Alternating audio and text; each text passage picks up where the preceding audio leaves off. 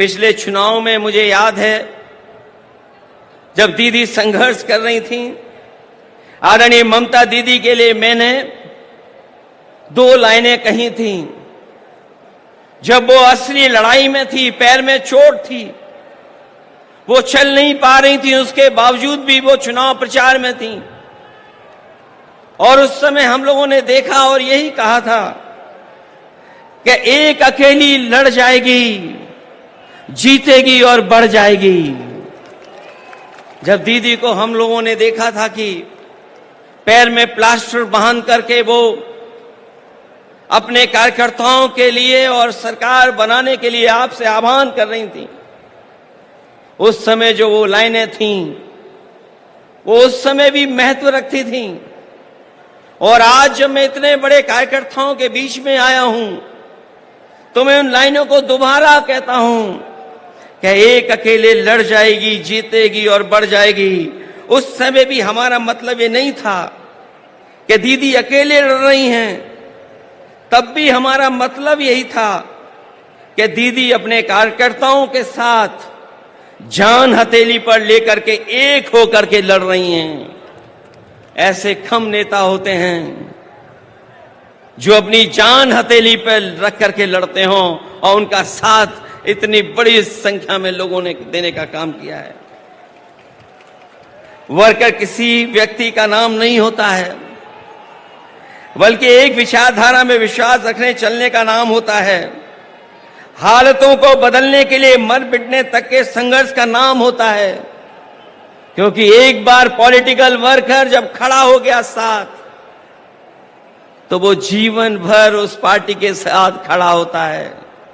मैं ऐसे कार्यकर्ताओं को धन्यवाद और आभार प्रकट करूंगा कि जो दीदी के साथ जब शुरुआती संघर्ष किया होगा, उस दिन से आज तक उनके साथ खड़ा दिखाई दे रहा है, उनके साथ संघर्ष करता हुआ दिखाई दे रहा है।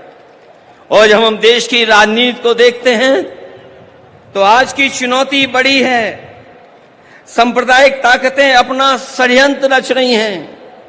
जो सत्ता में लोग हैं दिल्ली में, और दिल्ली के इशारे पर जो लोग बैठे हैं जगह जगह पर, वो लगातार षड्यंत्र कर रहे हैं। लेकिन मैं जानता हूं आपका साहस, आपकी बहादुरी, आपका साथ जो दीदी के साथ है, वो हर षड्यंत्र का मुकाबला करने के लिए तैयार हैं।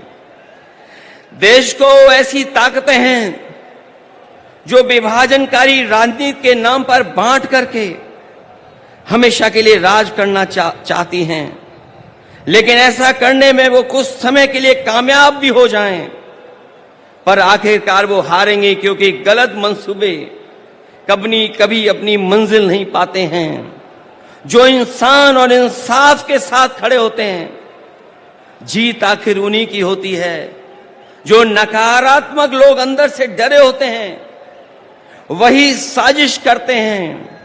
मुखबरी का काम तो कर सकते हैं, लेकिन सामने की लड़ाई लड़ करके जान देने की हिम्मत उनमें कभी नहीं होती है।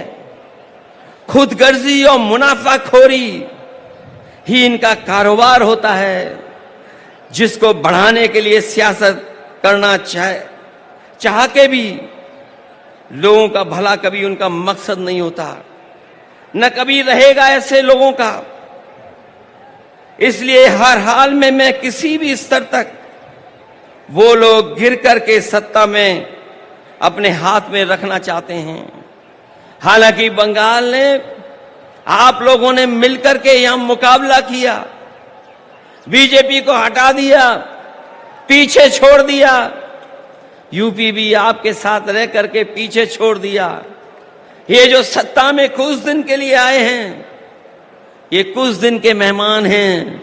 मैंने लोकसभा में भी कहा और आज भी कहता हूं, जो दिल्ली में सरकार में बैठे लोग हैं, वो सरकार चलने वाली नहीं है, वो सरकार गिरने वाली है। और हम और आप लोग देखेंगे एक दिन कि यही सरकार गिरेगी और हमारे आपके लिए खुशियों के दिन भी आएंगे।